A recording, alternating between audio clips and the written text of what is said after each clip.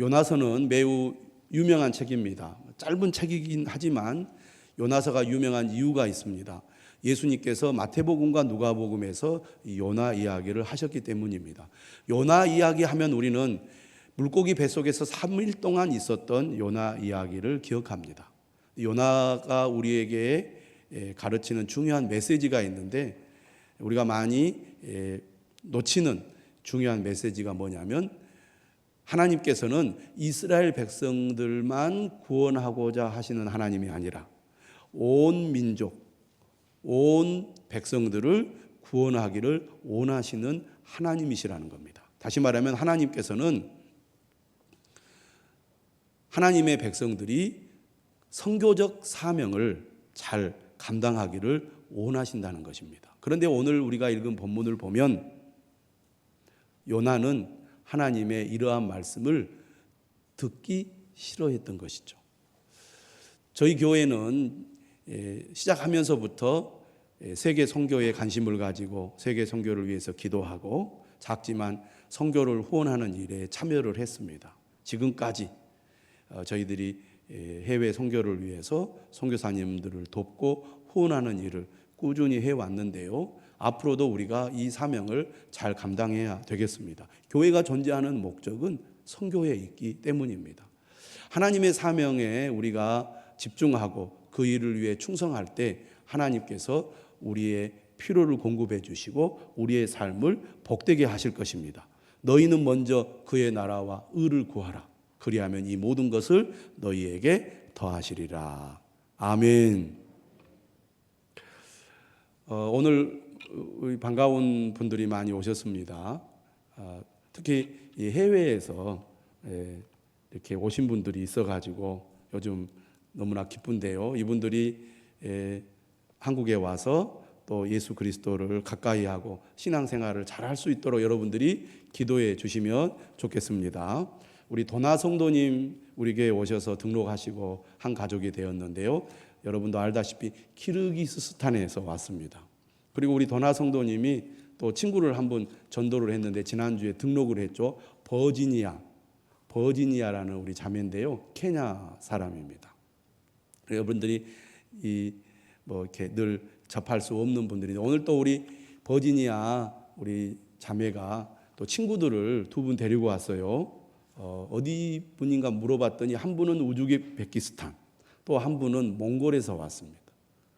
한 분은 어디 가셨어요? 자, 한번 손으로 한번 들어보시죠. 손을 이렇게 손을 우리 몽골 분이시고 그 옆에 우리 도나 제일 왼쪽에 계신 분이 우리 도나 성도님, 그리고 오른쪽에 계신 분이 우리 버지니아 케냐 성도님이십니다. 한 분은 밖에 지금 아기 보는 것 같아요. 그렇죠? 이처럼 우리가 선교적 사명을 잘 감당해야 되겠는데 하나님께서 이렇게 외국인들을 우리 교회로 보내주시는데 하나님의 분명한 뜻이 있다고 믿습니다. 교회 오시는 분들은 누구든지 우리가 기쁜 마음으로 환영하고 여러분들이 친절하게 잘 대해 주셔야 되는데 특히 외국에서 오신 분들이 이곳에서 신앙생활을 잘 할 수 있도록 여러분들이 특별히 환영해 주시고 도와주시기를 바랍니다. 할렐루야. 자, 요나가 누구입니까? 요나라는 이름의 뜻은 비둘기라는 뜻을 가지고 있는데요. 이 요나 선지자가 활동하던 시대가 언제였는지 잠깐 제가 소개를 한다면 북이스라엘이 가장 번성할 때 요나 선지자가 하나님의 부름을 받아 선지자로 활동을 했습니다. 북이스라엘이 가장 번성할 때가 언제입니까? 바로 여로보암 2세입니다. 여로보암 2세. 주전 8세기 초입니다. 8세기 초에 이스라엘이 가장 번영을 누리던 여로보암 2세 때 바로 요나가 선지자로 부름을 받았습니다. 요나 이야기가 오늘 우리가 읽은 본문 말고 다른 곳에 기록되어 있는데 물론 그 활동 이야기는 매우 간단하게 소개가 되어 있어요. 거기가 어디냐면 열왕기하 14장 25절 말씀입니다. 열왕기하 14장 25절 말씀을 보면 하나님께서 이스라엘을 긍휼히 여겨 여로보암 2세를 통해 이스라엘 땅을 넓혀 주시겠다고 예언을 했는데요. 누구를 통해 그 말씀을 전했느냐? 요나를 통해서 전했습니다. 그리고 요나가 전한 대로 하나님께서 그 예언을 이루어 주셨어요. 이처럼 요나는 이스라엘 내에서 하나님이 명령하신 선지자로서의 사명을 충실히 감당을 했습니다. 그런데 오늘 우리가 읽은 본문을 보면 요나에게 또 다른 하나님의 명령이 내립니다. 어떤 명령입니까? 아수르라는 강대국의 수도인 니느웨에 가서 하나님의 말씀을 전하라는 명령이었습니다. 선지자는 어떤 사람입니까? 하나님의 말씀을 그대로 전해야 하는 전달자입니다. 하나님의 말씀을 있는 그대로 전하는 것이 선지자의 사명이죠. 그런데 오늘 우리가 본문을 읽어보면 요나가 하나님의 명령을 순종하지 않고 거역합니다. 그는 믿음이 없는 사람도 아니고 하나님이 어떤 분인지 모르는 사람도 아닙니다. 또 그동안 열심히 선지자로서의 사명을 잘 감당했던 사람입니다. 그런데 오늘 본문에 보면 요나가 정면으로 하나님의 명령을 거역합니다. 고의로 거역을 해요. 아수르는 당시에 강대국이었는데 요나가 활동하던 그 시대에 아수르가 매우 약해졌습니다. 그러다 보니까 북이스라엘이 영토를 다시 회복할 수 있게 된 거죠. 그런데 이 아수르의 수도가 어디에 있느냐면 이스라엘에서 동쪽으로 약 800km 떨어져 있습니다. 가까운 거리는 아니죠. 하나님께서 요나에게 명령합니다. 니느웨로 가서 나의 말을 전하라고. 그 내용이 1장 어디에 나와 있습니까? 1장 2절에 나와 있죠. 그 악독이 내 앞에 상달되었음이니라. 무슨 뜻이냐면 니느웨 사람들의 악행으로 괴로움을 당하는 사람들의 울부짖는 소리가 내게 들렸다는 것입니다. 그러니까 하나님께서 니느웨에 가서 전하라고 하는 하나님의 명령은 너희들이 계속 악을 행하면 내가 너희들을 심판하겠다는 명령입니다. 어렵지 않잖아요. 지금까지 잘해 왔으니까 그 명령을 따라서 니느웨에 가서 하나님의 말씀을 전하면 되잖아요. 그런데 오늘 본문을 보면 요나는 하나님의 명령을 듣지 않고 오히려 정반대 방향으로 도망을 갑니다. 그곳이 어디냐면 다시스라는 곳입니다. 다시스는 이스라엘에서 서쪽으로 얼마나 멀리 떨어져 있느냐면 4,000km나 떨어져 있습니다. 어마어마하게 먼 곳이죠. 다시스가 어디입니까? 지금으로 말하면 스페인입니다. 다시스는 고대 사람들에게 서쪽의 끝이었습니다. 땅 끝이었다 그 말이에요. 그러니까 하나님의 말씀을 듣지 않기 위하여 아주 먼 곳으로 요나는 도망가려고 한 겁니다. 나 이렇게 멀리 왔으니 이제 그곳까지 갈 수가 없어요. 하나님, 가고 싶어도 너무 멀어서 못 가요. 핑계대기 딱 좋게 하나님으로부터 멀리 아주 멀리 도망가려고 자기의 고향인 가드 헤벨, 갈릴리 나사렛 근처에 있는 가드 헤벨을 떠나서 이스라엘 예루살렘 북서쪽에 있는 요빠 항구로 가가지고 배삭스를 주고 배에 오르게 됩니다. 다시스로 가는 배가 흔하게 있는 배는 아니었거든요. 그런데 마침 그 배가 이제 항해를 하게 되었고 그 배를 타고 이제 다시스로 도망을 가게 됩니다. 그 배만 타면 이제 끝이에요. 하나님도 어쩔 수 없어. 야, 뭔가 잘 맞는구나, 타이밍이. 내가 결심하고 내가 마음 먹은 대로 모든 일이 순조롭게 잘 되구나 라고 그렇게 생각을 했을 것입니다.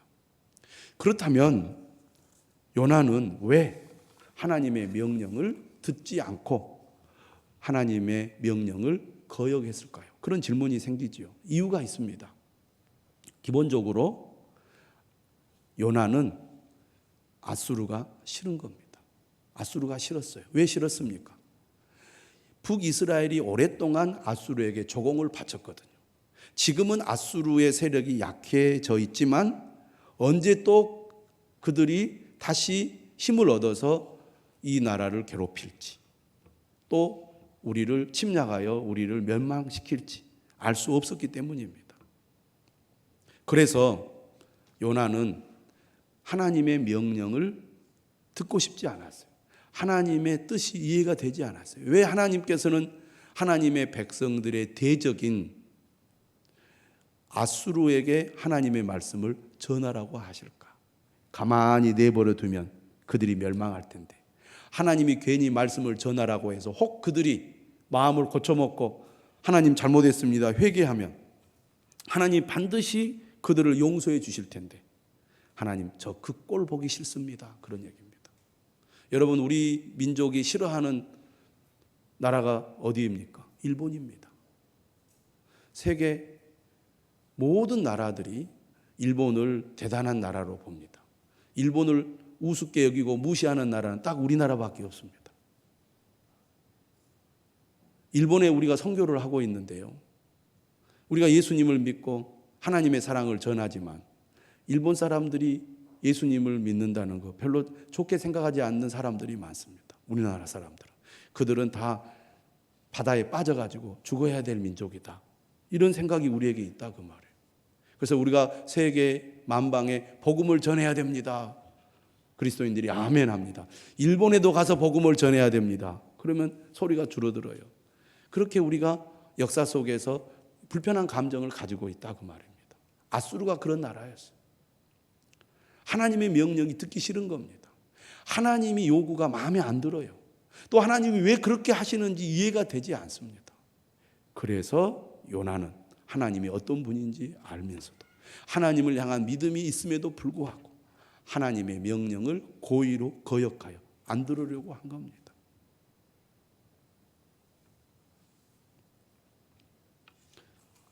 하나님은 어떤 분이십니까? 이처럼 하나님을 피해서 멀리 도망가는 요나를 하나님 어떻게 하시죠? 그래, 내가 네 마음을 안다, 네 심정을 이해한다, 그래 도망가 봐라. 하나님은 그렇게 하지 않으신다는 거예요. 하나님이 택한 사람, 하나님이 그의 종으로 부르신 사람을 하나님은 결코 포기하거나 결코 버리지 않으시고 그를 끝까지 붙드셔서 하나님의 도구로, 일꾼으로 사용하신다는 것입니다. 왜요? 요나서 전체를 통해서 우리가 보게 되는 하나님은 은혜와 사랑이 풍성하신 하나님이에요. 우리는 고집을 부리고 하나님으로부터 도망가려 하고, 때로는 하나님께 실망하고 하나님을 원망하면서 하나님을 배반할 때도 많지만, 하나님이 택한 백성, 사랑하시는 자녀를 하나님은 결코 포기하지 않으시고 어떻게 해서든지 그가 하나님 앞으로 가까이 나아가도록 돕는다는 것입니다. 여러분, 우리가 신앙생활을 하면서 경험해 왔던 거예요. 대부분의 사람들이 신앙생활을 변함없이 꾸준히 잘 하지 못하는 삶을 삽니다. 여러분 다 그렇잖아요. 소극적 반항도 하고 적극적 반항도 합니다. 어떤 사람은 딱 선을 긋고 나 지금부터 이제 교회 안 나갈 거야, 하나님 안 믿을 거야, 그렇게 하나님을 등지고 떠나기도 합니다. 그런데 여러분 다 이 자리에 앉아 있잖아요. 어떤 사람은 몇 개월, 또 어떤 사람은 몇 년 하나님을 떠났다가 돌아오신 분들도 있을 것입니다. 또 떠나지는 않았지만 마음으로 하나님을 멀리하며 살았던 분들도 있을 거예요. 그런데 하나님 우리를 내버려 두지 않잖아요. 어떻게 해서든지 우리를 하나님 가까이 나아가도록 우리를 인도해 주시잖아요. 내가 마음을 고쳐먹었기 때문에 그런 것이 아닙니다. 하나님이 우리를 사랑하셔서 우리를 붙잡으셨기 때문에 그렇다는 것을 꼭 기억하시기를 바랍니다. 하나님의 사랑이 이렇게 놀랍습니다. 그래서 요나가 불순종하여 다시스행 배를 타고 배 밑창까지 내려가서 쿨쿨 잠을 자면서 나는 이제 몰라. 어떻게 되든지. 나는 이제 상관없어. 하나님 알아서 하시겠지. 하고 그가 깊이 잠들었을 때 하나님 어떻게 합니까? 그 배를 가만히 두지 않습니다. 큰 바람을 일으켜서 폭풍을 만나게 합니다. 여러분, 지중해가 얼마나 큰 바다입니까? 바다가 무섭잖아요. 이 풍랑이 치는 바다를 보면 얼마나 무서운지 모릅니다. 여러분들 다 그런 이 경험들이 있을 거예요. 배 수많은 이방인들이 탔습니다. 근데 배가 이제 막 폭풍이 몰아치면서 배가 흔들리기 시작하더니 어느 정도로 흔들리느냐? 배가 부서질 지경에 이르게 된 겁니다. 여러분, 그 공포라는 게 이루 말할 수가 없어요. 정말 죽게 생긴 겁니다. 그들은 본능적으로 어떻게 했겠습니까? 자기들이 믿는 신을 찾은 거예요. 살려달라고. 배가 부서지게 생겼다고. 소리를 지르면서 자기들이 믿는 신을 찾습니다. 여러분, 사람이 하나님을 찾지 않다가도 죽음의 위기에 부딪히면 하나님을 찾게 되어 있습니다. 소리를 지르면서 자기들이 믿는 신을 찾는데 하나님이 아닌 신은 다 가짜예요. 거짓입니다. 그들이 아무리 울부짖어 외쳐도 그들을 도와줄 신이 없어요. 그러니 여전히 막 폭풍은 몰아치고 배는 요동치면서 배가 깨지기 직전에 이르니까 그들이 어떻게 합니까? 살려고 그들이 가지고 있는 짐을 다 배 밖으로 버리기 시작합니다. 아마 다시스로 가는 사람들 중에는 장사를 하기 위해서 가는 사람들이 많이 있었을 겁니다. 그들에게 목숨과도 같은 소중한 물건들이잖아요. 그러나 살기 위해서 그걸 다 버려야 했습니다. 그럼에도 불구하고 여전히 상황은 호전되지 않는 거예요. 더 심해지는 겁니다. 그러니까 어떻게 합니까? 난리죠. 선장이 얼마나 두려웠겠습니까? 그래서 배 밑창까지 내려가 보니까 요나가 콜콜 잠을 자고 있는 거예요. 얼마나 화가 났겠어요. 요나를 깨우면서 당신 지금 뭐 하느냐고. 당신이 믿는 하나님에게 빨리 기도해서 이 상황을 벗어나게 해달라고 막 재촉을 합니다. 요나는 그때야 상황이 심각하다는 것을 깨달았습니다. 아, 내가 하나님의 명령을 어기고 멀리 도망가려고 하니까 하나님이 가만히 내버려 두지 않는구나. 사람은 고난을 당하고 어려움을 겪을 때에야 자신이 지금 어떤 상황에 있는지, 무엇 때문에 이런 일이 일어났는지, 하나님과의 관계가 어떤지를 깨닫게 되죠.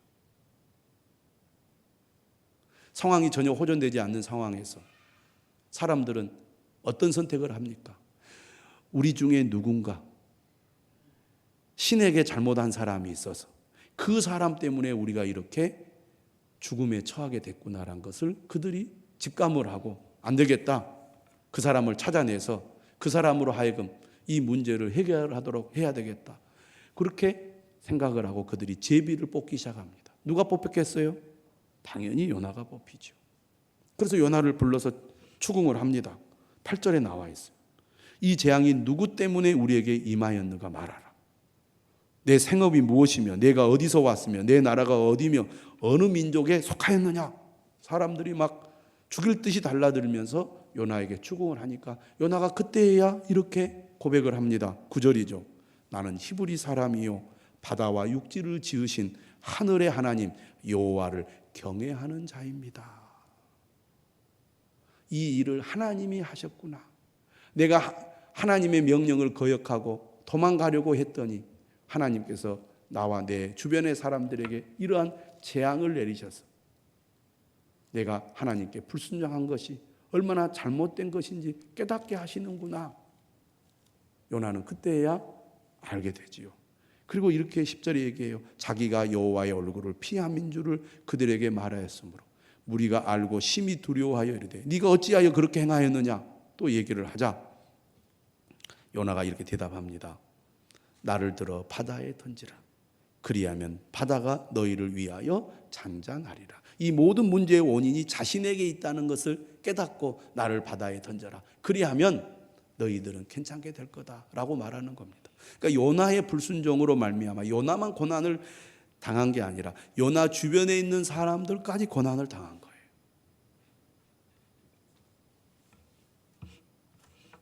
하나님은 어떤 분이십니까? 자신이 계획한 일을 결코 포기하지 않습니다. 자신이 하고자 하는 일을 결코 중단하지 않아요. 그래서 요나를 쫓아갑니다. 사람들이 자신의 힘으로 그 위기를 벗어나려고 하지만 여러분, 하나님을 이길 자가 있습니까? 하나님과 싸워 이길 사람이 있습니까? 아무도 없습니다. 그래서 결국은 그들이 두 손을 들고 하나님 앞에 항복하게 된 거예요. 그들이 힘을 써서 노를 저어가지고 배를 육지로 돌리고자 하죠. 13절에 보면. 그런데 점점 더 심해집니다. 그러니까 결국 그들이 어떻게 해요? 어쩔 수 없이 요나의 요구대로 요나를 바다에 던지게 됩니다. 바다에 던지고 났더니 정말 언제 그랬느냐 하는 듯이 바다가 잔잔하게 된 겁니다. 이 이방 사람들은 요나를 통해서 하나님이 어떤 분인지 경험하게 된 거예요.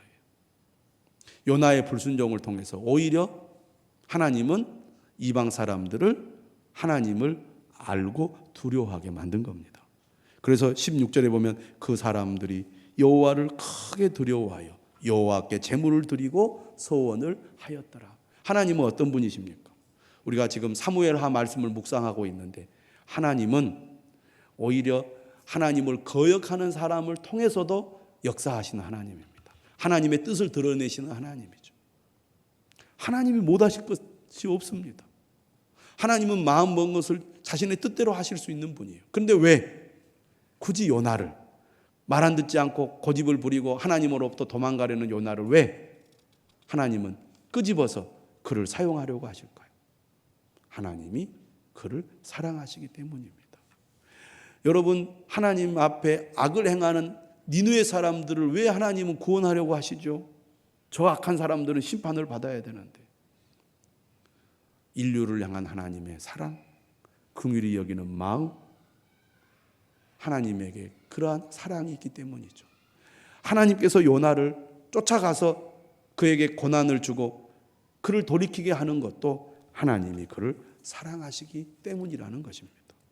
그 사랑이 오늘 우리에게도 나타나서 말 안 듣지 않고 하나님으로부터 멀리 도망가려고 하는 우리를 붙잡으시고 깨우치시고 우리를 불러서 다시 하나님 앞으로 가까이 나아가도록 하고 계신다는 것을 여러분 꼭 기억하시기를 바랍니다. 하나님의 그 은혜와 사랑이 있기에 오늘 우리 역시 지금 하나님을 믿고 찬양하고 예배하고 있는 것이죠. 그러므로 여러분, 지금은 이해가 안 되어도 또 하나님의 하시는 일이 마음에 들지 않아도 여러분, 하나님을 멀리하지 마십시오. 하나님을 믿고 신뢰하시기를 바랍니다. 이사야 55장 8절과 9절에 이렇게 말씀하셨어요. 하나님께서 이는 내 생각이 너희의 생각과 다르며 내 길은 너희의 길과 다름이니라. 여호와의 말씀이니라. 이는 하늘이 땅보다 높음같이 내 길은 너희의 길보다 높으며 내 생각은 너희의 생각보다 높음이니라. 우리는 우리의 제한된 생각으로 하나님을 바라볼 때가 많습니다. 하나님 왜 그렇게 하시죠? 왜 하나님은 나에게 이렇게 하십니까? 하나님께서 이렇게 하시는 것이 나는 도무지 이해가 되지 않습니다. 그럴 때가 있어요. 이해가 되지 않을 때가 있습니다. 마음에 들지 않을 때가 있습니다. 하나님이 하시는 일이 싫을 때가 있어요. 그런데요, 하나님은 우리의 생각과 다릅니다. 하나님의 길은 우리의 길과 달라요. 하나님은 반드시 우리를 가장 선한 길로, 좋은 길로, 복된 길로 인도하시는 하나님이라는 것을 여러분들이 꼭 믿으시기를 바랍니다. 그러므로 여러분, 하나님께 가까이 나아가십시오. 하나님을 멀리하고자 하는 마음, 그런 마음이 여러분 가운데 드는 분들이 있습니까? 또 그런 때가 있습니까? 요나를 생각해 보시고 하나님 우리를 사랑하셔서 하나님 앞으로 가까이 나아가도록 우리를 부르고 계심을 기억하시기를 바랍니다. 하나님께로 가까이 나아오십시오. 힘들고 어려워도 하나님을 의지하시고 하나님만을 바라보시기를 바랍니다. 하나님의 말씀을 따르는 것이야말로 우리에게 복된 기름을 믿으시기를 주님의 이름으로 축원합니다. 우리